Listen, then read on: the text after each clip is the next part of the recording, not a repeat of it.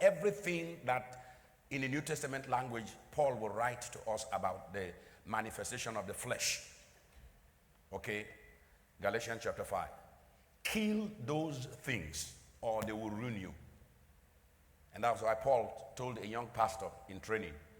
He said, don't, listen, you can see dexterity. You can see, abilities being manifested in the life of a worker or a young pastor. Don't lay your hands suddenly on any person. Wait, watch, observe. And I told you, good or evil, something will bring.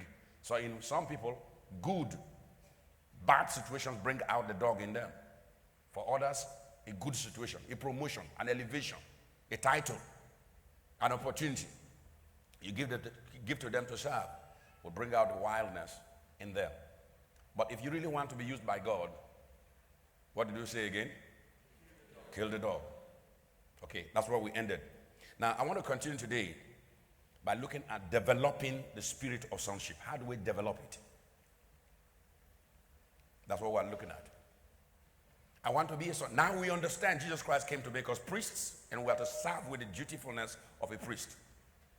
But the truth is that Jesus Christ came as not just a priest, but the Son of God. And he wants to make every believer a son of God. How do we develop the spirit of sonship, especially in the church? Because there is something about sonship that Christ came to make. And Jesus Christ, for as long as he was here, looked to God, addressed God as a father, relating to him as a son should. Remember, he was our type. He came to show us the way. So God, Jesus Christ, wants us to relate to the Father as sons. Okay, there's something about us that God finds interesting when he calls us a son. And when we talk about son and sonship, I hope you realize the fact that with God, there is no sexes. In Christ, there's neither male nor female. You understand that, right? So we are all sons. And when God begins to address us in that very form, there are certain characteristics that he is trying to highlight. He is saying, these are the things I want to see. What is it that is in sons that God so much admires that he wants to point out in us and through us? And when we know these things, then we can now begin to consciously develop that spirit. And there is a particular story that helps us to do that very well. And I want us to go straight to 2 Kings chapter 2. 2 Kings chapter 2. I'm going to read the first 15 verses.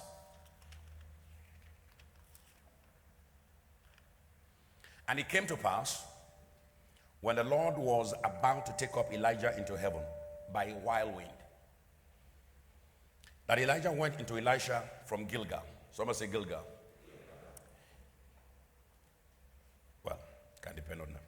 Then Elijah said to Elisha, stay here, please, for the Lord has sent me unto Bethel.